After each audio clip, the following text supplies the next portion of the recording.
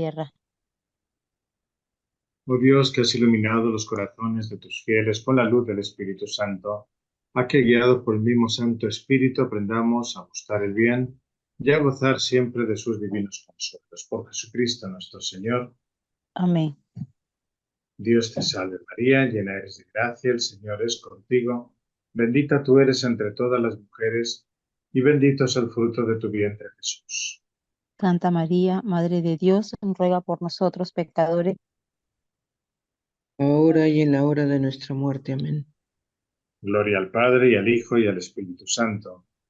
como era en el en el principio, ahora y ahora y siempre, por siempre, los por los siglos de los siglos de los siglos. siglos. Amén. Amén. Sagrado Corazón de Jesús, En vos confío. Inmaculado Corazón de María, Sed la salvación mía. Patriarca San José, Ruega por nosotros. en nombre del Padre, y del Hijo, y del Espíritu Santo. Amén. Amén.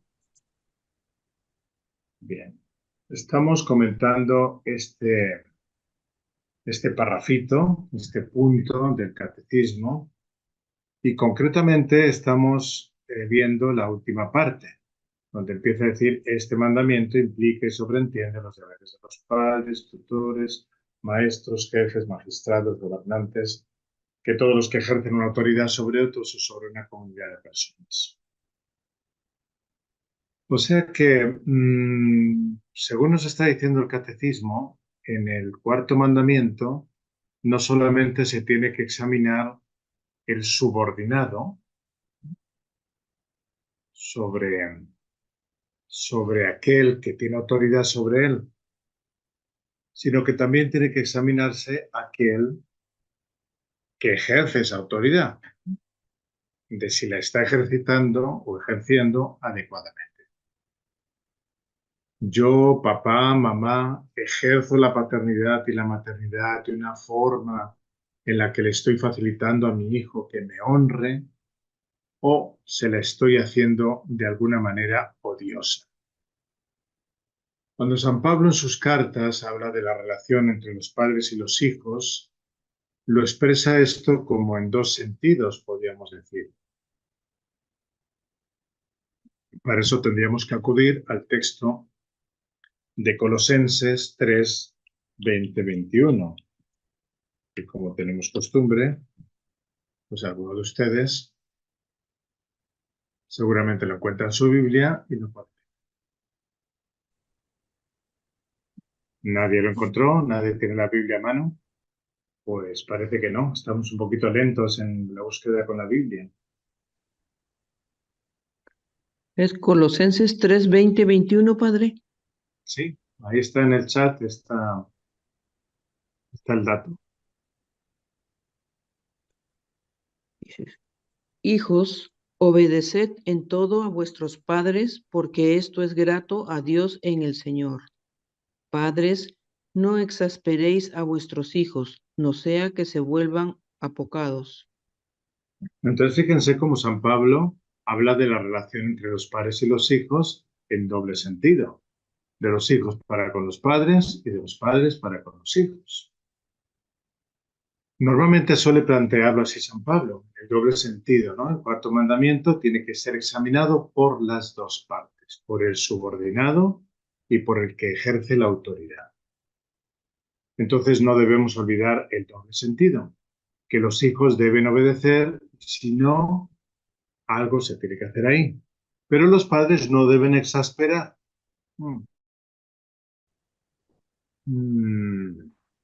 Cuando vamos a ese verbo así en cuestión, ¿verdad?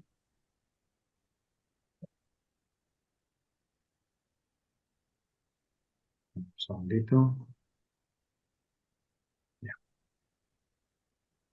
El griego, cuando trabaja el verbo exasperar, pero en griego, ¿no?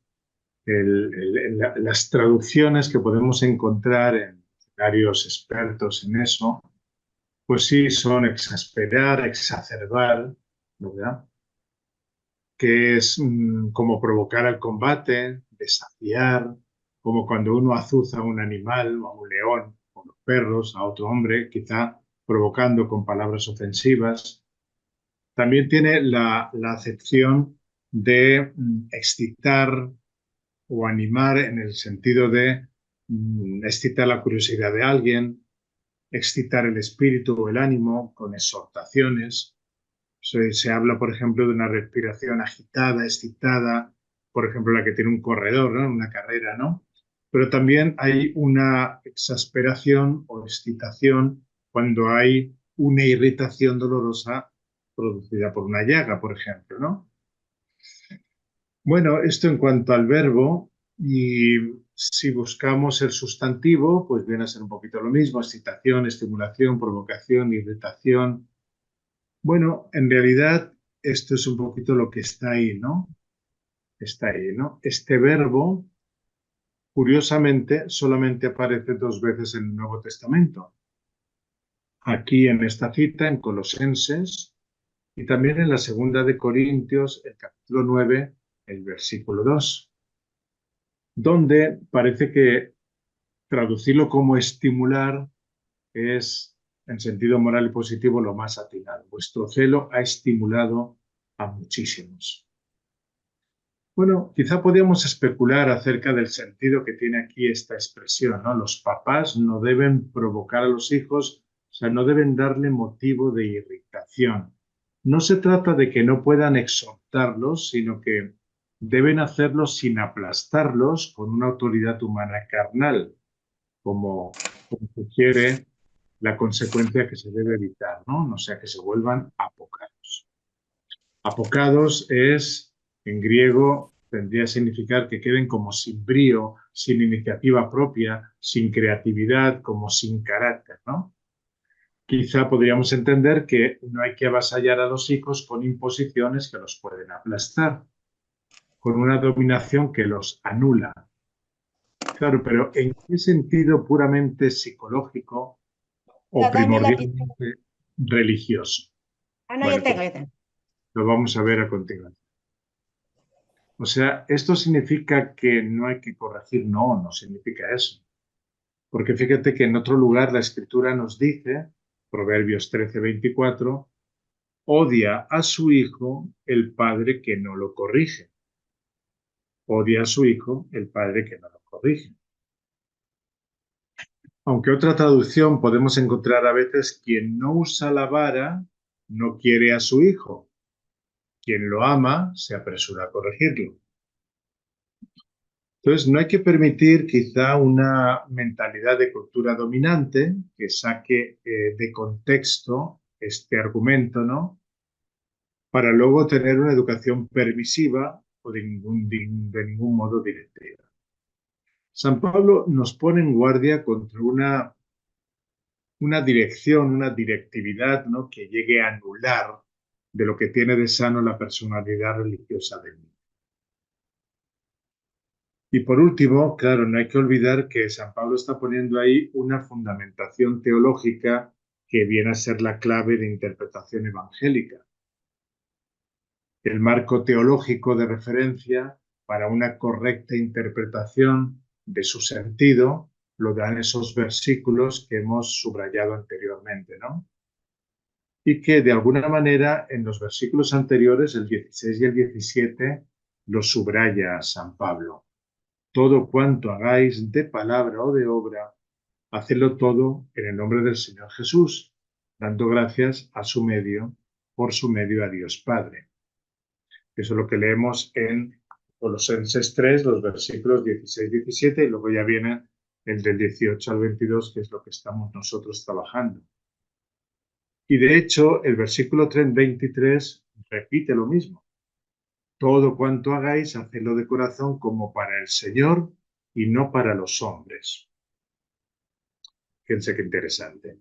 Entonces, releyendo el texto y la expresión que estamos analizando en este contexto teológico, la exacerbación y el consecuente apocamiento que hay que evitar en los hijos, se advertirá que San Pablo no está dando meras normas de consejería familiar, no.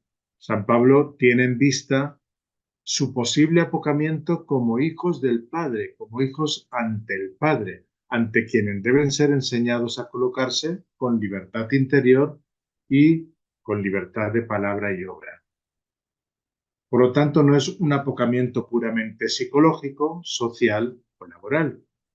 Se trata de un apocamiento religioso, de hijos de Dios ante Dios como su Padre, provocado por una paternidad terrena que no refleja la del Padre Celestial, del que procede toda paternidad en los cielos y en la tierra, como bien dice San Pablo en Efesios 3:15. O sea, por ejemplo, que se tenga apocamiento para el grande ánimo martirial que deben tener los hijos de Dios, para animarse a sufrir por ser hijos del Padre. Ustedes recordarán, porque lo hemos comentado muchas veces, el ánimo que pone aquella madre de aquellos 7 hijos que aparece en el libro de los Macabeos, donde los hijos tienen que elegir echar incienso al César o al gobernante o sufrir por Dios la muerte, el martirio. Y es precisamente la madre la que les va animando a eso. Y va poniendo ahí palabras muy interesantes, como haciéndoles caer en la cuenta a los hijos. Ahora no me vayas a ser apocado. Pues es ese estilo, ¿no? Ese estilo. Los padres no tienen que infligir a sus hijos un martirio humano para que no sean apocados más tarde en sufrir por el padre como el hijo. Digamos que los papás deben reflejar en su trato con los hijos la paternidad de Dios, que no anule por una obediencia tiránicamente impuesta su filialidad religiosa. Y que por esa razón no da lugar al desarrollo ni ayuda a que el hijo sea, ante todo, hijo de Dios.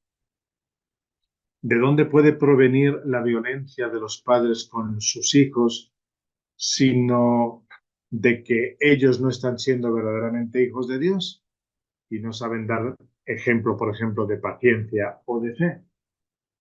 Claro, si los papás son buenos hijos de Dios, pues eso van a contagiar a los hijos, van a ayudar a sus hijos a ser hijos de Dios. Pero no les van a aplastar con una paternidad carnal.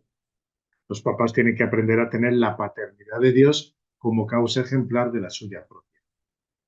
Pero no podrán tener la paternidad del Padre como causa ejemplar de la suya si no están en relación real y existencial de hijos como Cristo frente al Padre. Quizá podemos poner algún ejemplo para que esto se entienda un poquito más. Vamos a intentarlo, espero conseguirlo. Vamos a acudir al mismo San Pablo con el ejemplo para no salirnos de la enseñanza de este gran maestro. Dice San Pablo en Gálatas 6:2. Gálatas 6:2. Llevad los unos las cargas de los otros y así cumpliréis la ley de Cristo. Llevad los unos las cargas de los otros y así cumpliréis la ley de Cristo. Evidentemente que la ley de Cristo es que os améis unos a otros como yo os he amado.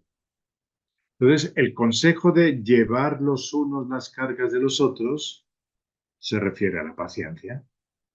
El apóstol nos está proporcionando.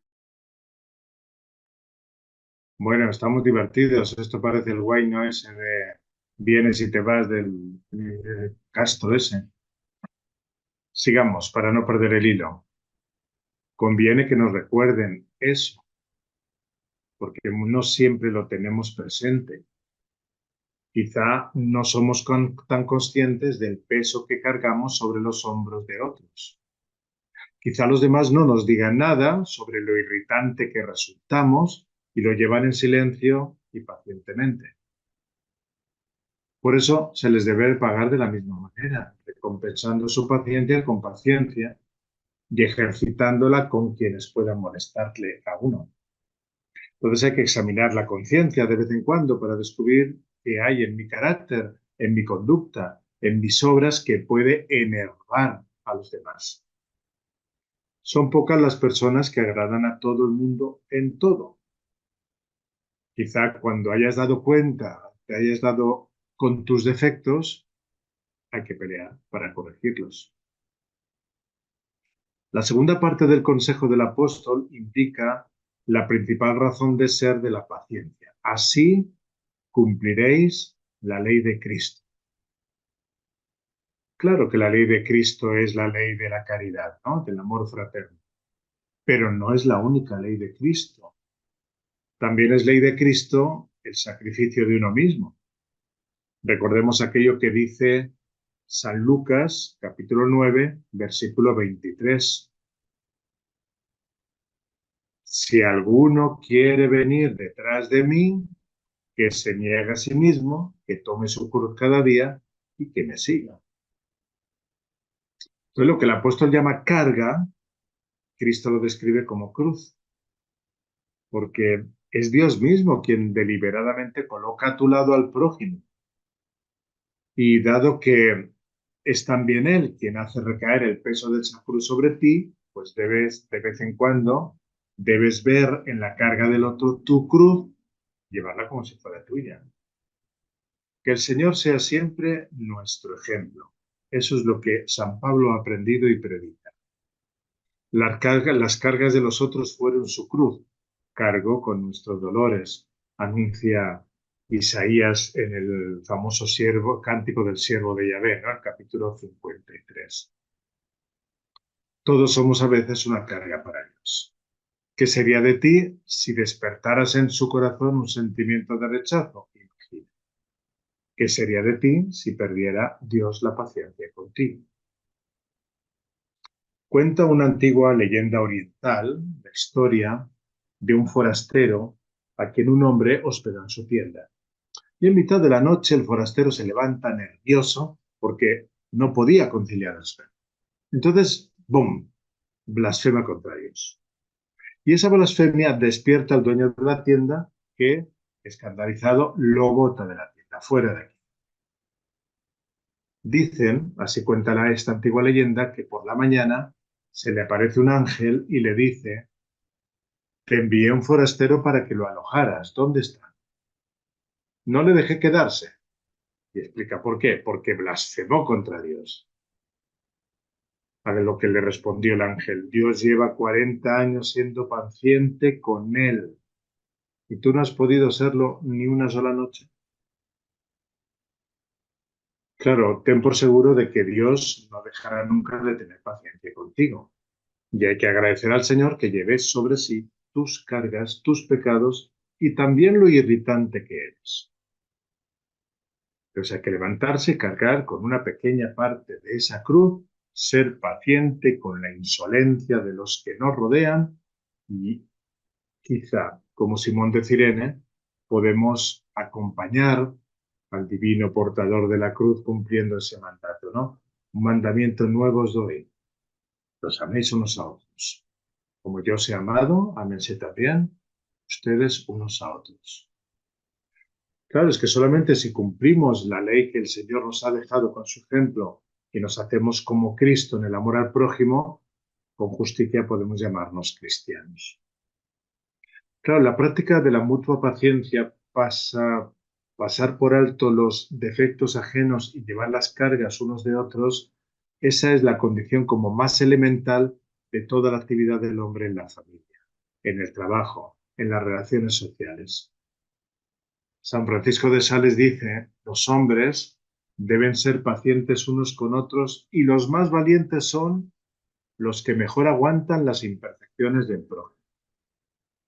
Porque es verdad, a la pobre naturaleza humana le cuesta lograr el arte de llevar las cargas de los demás, pero una vez se alcanza, produce mucha paz en el espíritu y en el corazón, tanto en uno mismo como también en los demás. Pero claro, ese arte exige mucha humildad y una verdadera probada lealtad a Cristo. Bien, estamos viendo que el ejercicio de la autoridad tiene muchos peligros. El primero es el de aspirar a esos puestos de ejercicio de autoridad, no por responsabilidad, quizá, o sea, no aspiro a él por responsabilidad, ¿no? Quizá el que tiene ese tipo de concepciones vanidosas no suele tener conciencia de la responsabilidad. Por eso quizá el Señor dice: no dejéis que os llamen maestros, que uno solo es vuestro maestro. Sigue siendo una llamada de atención hacia todos los que hemos recibido de alguna manera una vocación que conlleva una autoridad. Cuidado que no se te suba a la cabeza. Otro examen es el de ver con qué espíritu ejercemos esa autoridad. En el Evangelio se dice El asalariado no da la vida por las ovejas, pero el pastor y dueño de las, como les iba diciendo, otro problemita es ese de la autoridad desequilibradamente ejercida. A veces podemos encontrar personas que ejercen la autoridad como maestros, sacerdotes, catequistas, qué sé yo, jefes de grupo, incluso hasta los propios padres, que les falta equilibrio en la forma de ejercer la autoridad. A veces se exasperan por pequeñeces y, sin embargo, se ausentan y dimiten y no se implican en cuestiones que son muy importantes en la educación de los suyos. El poder tiene que ser ejercido desde la autoridad moral, acompañado de quien se ha preocupado. Pero si se ejerce el poder sin esa autoridad moral, porque me desentiendo en los momentos importantes, se podrá ejercer el poder, pero va a ser siempre un poder sin autoridad. Bueno, también puede ocurrir que en nombre de la responsabilidad no se quiera asumir compromisos. A ver, cuando algunos dicen eso de tener un hijo es una cosa muy seria, con lo cual nosotros hemos decidido no tener hijos, porque tal y como están las cosas, por responsabilidad no podemos traer hijos a este mundo tan desquiciado. Esto se escucha. No es tan ajeno a nosotros, ¿no? Allá por el 2019 se hizo algo conocida, una investigación que se realizó en Australia, que demostraba científicamente que, fíjate, tener un segundo hijo causa más estrés y empeora la salud mental de los padres. Así que los que hayan tenido 5 o 7 hijos, bueno, ya deben estar en el loquero. Más recientemente leí un articulito que citaba a un filósofo youtuber que venía a desarrollar el pensamiento de un sudafricano que se llama David Benatar. Bueno, ¿quién es este filósofo? Bueno, él es profesor de filosofía, es jefe del Departamento de Filosofía en la Universidad de Ciudad del Cabo, en Sudáfrica. Este caballero, que nació en el año 1966, lleva años promoviendo su teoría antinatalista y postula la siguiente idea. Nadie es lo suficientemente afortunado para no haber nacido, pero todos somos lo suficientemente desgraciados por haber nacido. Fíjate qué idea, estamos hablando del año 66. A partir de ahí, este académico defiende el suicidio como el menor de los males para acabar con el sinsentido existencial de la especie humana. Nosotros, los hombres, somos los causantes de que haya tanto mal en este trozo de piedra suspendido en el espacio. Así habla este caballero, que tiene una cátedra. Entonces, ¿cuál es la solución? Dejar de existir. Y eso usted lo puede hacer de dos maneras. O bien se suicida, o bien dejamos de reproducirnos hasta lograr nuestra extinción.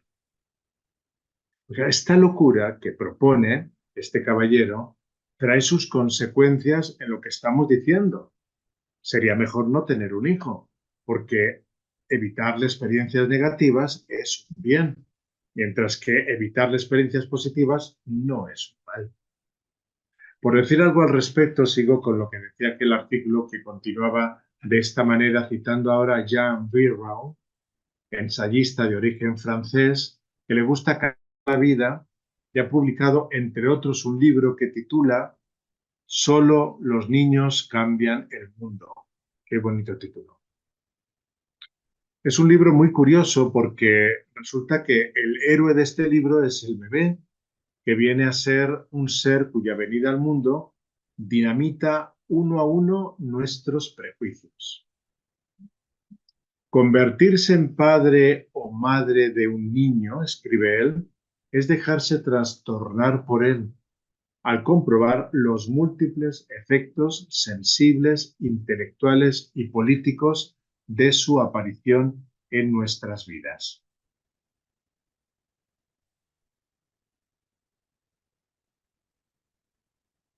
Dicho de otra manera, es aceptar que por su mera existencia, sin haber hecho otra cosa que nacer, el Hijo da la vuelta al orden del mundo. Interesante aportación, mucho mejor que la anterior, por supuesto.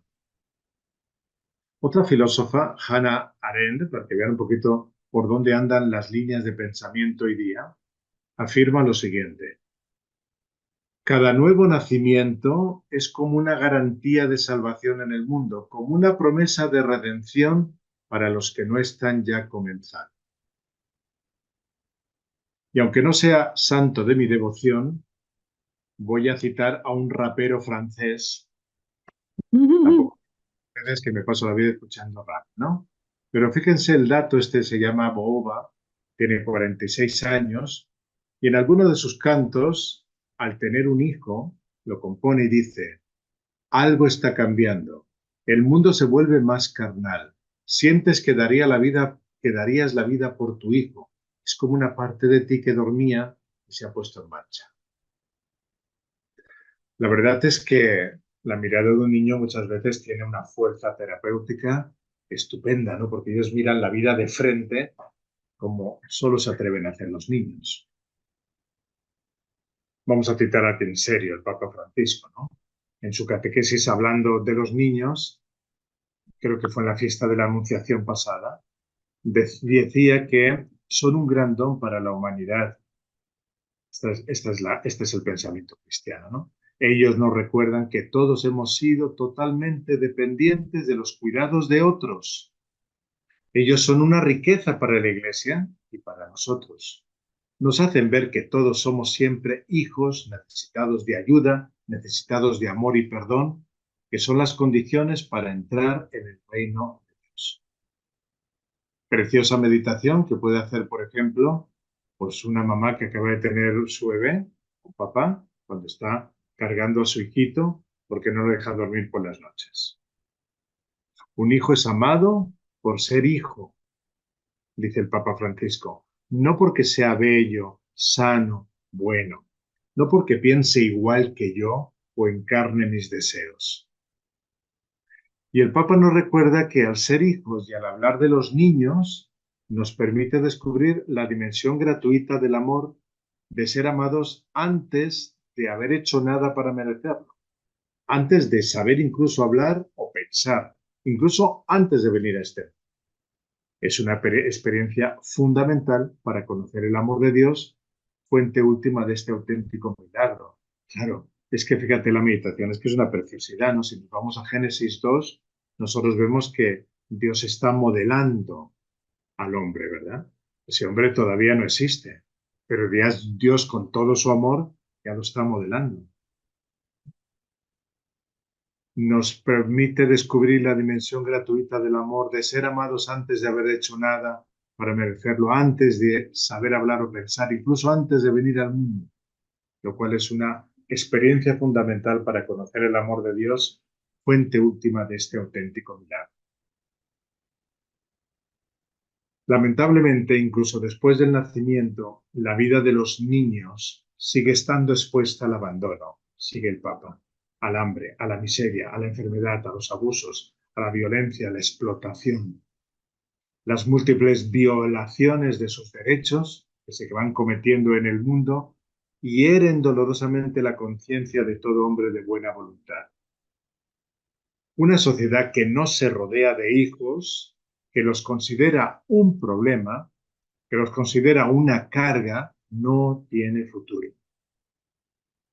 Pues ya lo hemos visto con las filosofías de ese pensador africano, ¿no? O nos suicidamos o no nos reproduzcamos porque no tiene futuro. Pero el Papa Francisco añade que la concepción de los hijos debe ser responsable. Pero el simple hecho de tener muchos hijos no puede ser visto como una decisión irresponsable. La vida rejuvenece y cobra nuevas fuerzas multiplicándose. Los hijos crecen compartiendo alegrías y sacrificios. Además, el Papa sigue avanzando y dice algo un poquito lo que nos ha dicho aquel rapero, ¿no? Los niños desmontan la idea de creernos autónomos y autosuficientes, como si nosotros nos hubiéramos dado la vida y fuéramos los dueños de haberla recibido. Los niños nos enseñan también el modo de ver la realidad de manera confiada y pura. Cómo se fían espontáneamente de papá y mamá, cómo se ponen sin recelos en las manos de Dios y de la Virgen. Sienten con sencillez las cosas sin ver en ellas únicamente algo que puede servirnos, que podemos aprovechar. Ellos sonríen y lloran, algo que a menudo se bloquea en los mayores.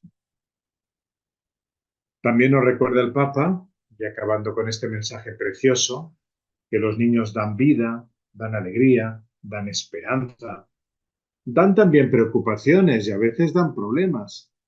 Pero es mejor así que una sociedad triste y gris porque se ha quedado sin niños o no quieren niños. Por eso se suele recordar siempre desde el Vaticano que hagamos de este mundo un lugar pacífico y justo en el que todos los niños puedan disfrutar de una vida plena. Bueno, como ven, los comentarios a estos puntos del catecismo son tan actuales y a la vez, pues también interminables, ¿no es cierto? Bien, pasamos ahora al punto 2200 del catecismo, que como siempre lo vamos a leer.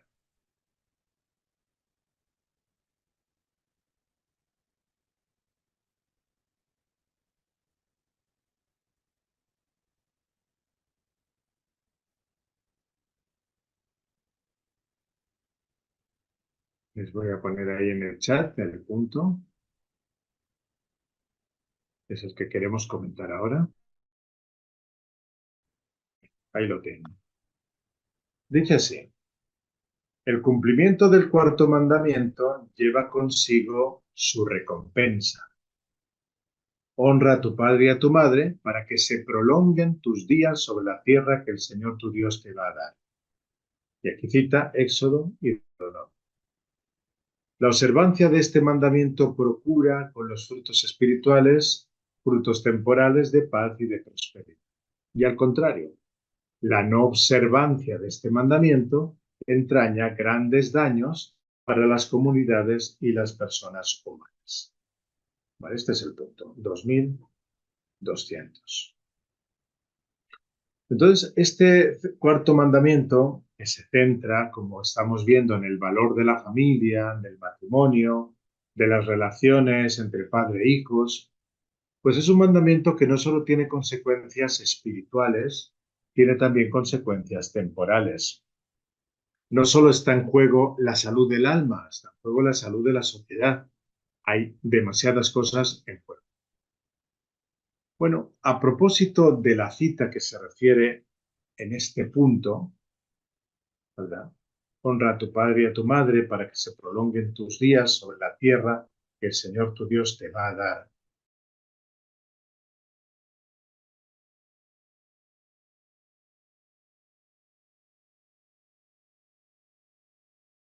Se volvió a cortar, entonces ya estamos viendo que esto es una clase donde entra la práctica también, porque ustedes van practicando la paciencia de soportar las cargas unos con otros.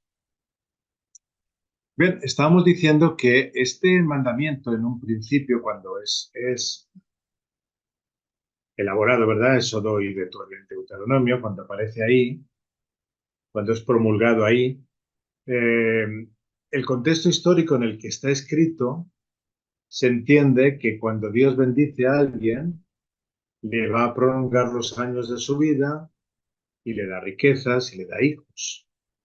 Pero tenemos que ir viendo que conforme la revelación va avanzando, se va entendiendo que las bendiciones de Dios no se pueden cuantificar en años, hijos o riquezas. Pero en este punto del Catecismo, 2200, la Iglesia sí que se atreve a decir que del cumplimiento del cuarto mandamiento, de la vivencia de las relaciones familiares y matrimoniales sanas y profundas, se derivan muchas consecuencias para nuestra vida concreta. Realmente hay muchos males que estamos padeciendo hoy en nuestra sociedad que tienen como causa el no vivir una vida familiar estable. La vida familiar es una célula básica, porque normalmente, antes que ciudadanos, somos miembros de una familia. Y si la familia no es estable, es impensable pretender que la sociedad sí lo sea. Si resulta que la humanidad no se hubiera organizado en familias, tampoco podría haberse organizado en naciones. Es más, el único Estado que es capaz de crear y amar a sus miembros es la familia. El Estado, como organización social, no nos ama la familia. El Estado nos organiza, pero no nos ama. Lo que da la estabilidad a un hombre, la salud espiritual, no es que alguien me organice mi vida, sino que alguien me quiera.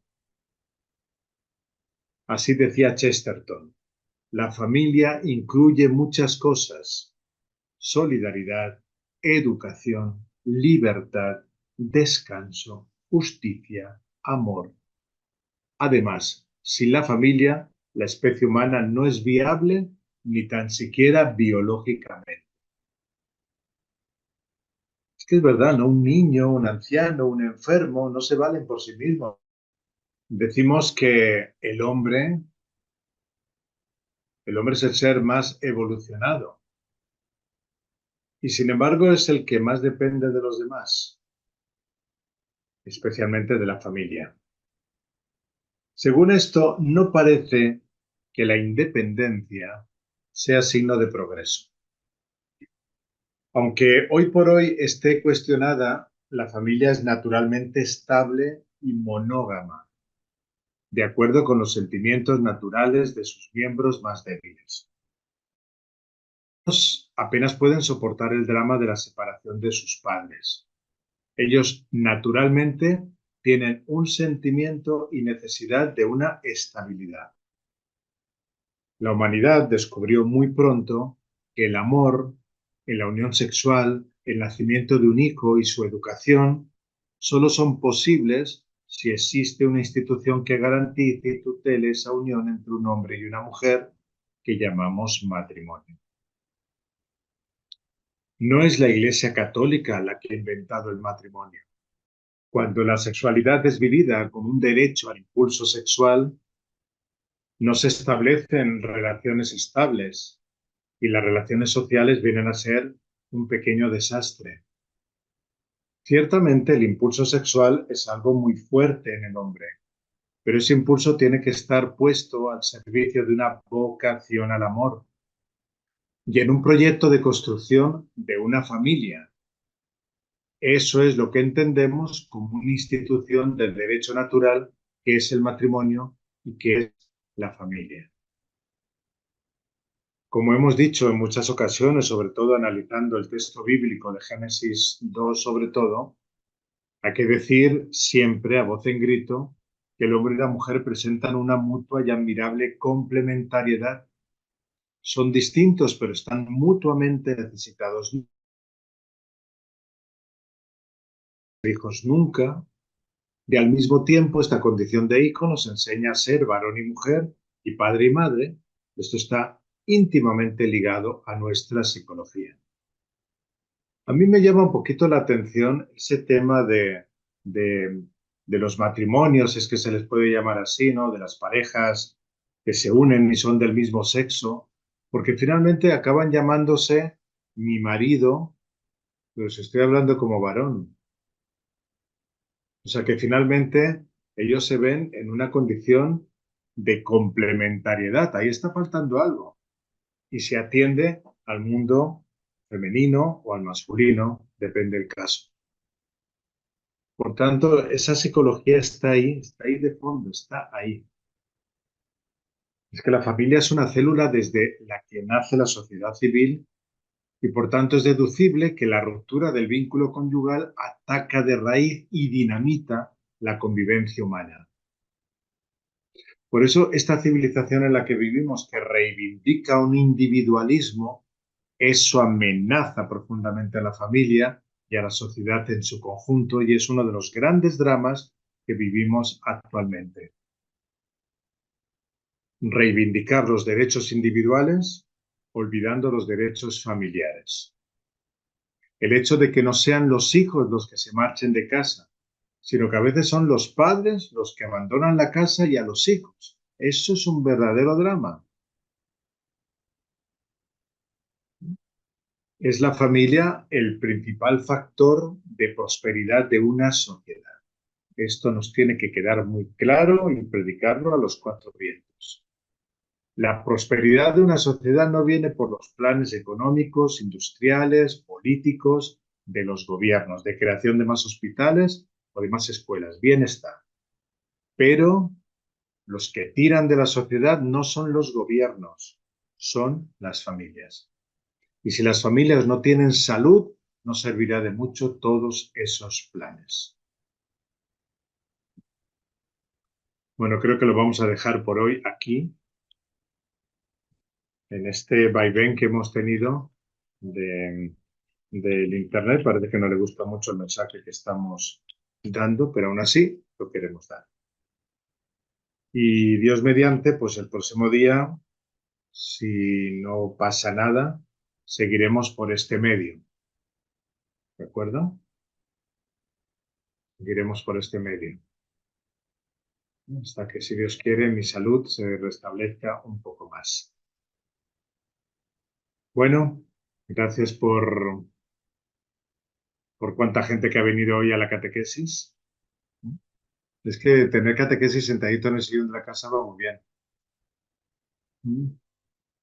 Se agradece la presencia, espero que todos hayan estado atentos, porque como yo no veo las caras, no sé si están ustedes durmiendo, tomando apuntes, o escondidos ahí, o tomando la cena, aprovechando el asunto. Pero de todas maneras vamos a dar gracias al Señor. Gloria al Padre y al Hijo y al Espíritu Santo. Como era en un principio, ahora y siempre, por los siglos de los siglos. Amén.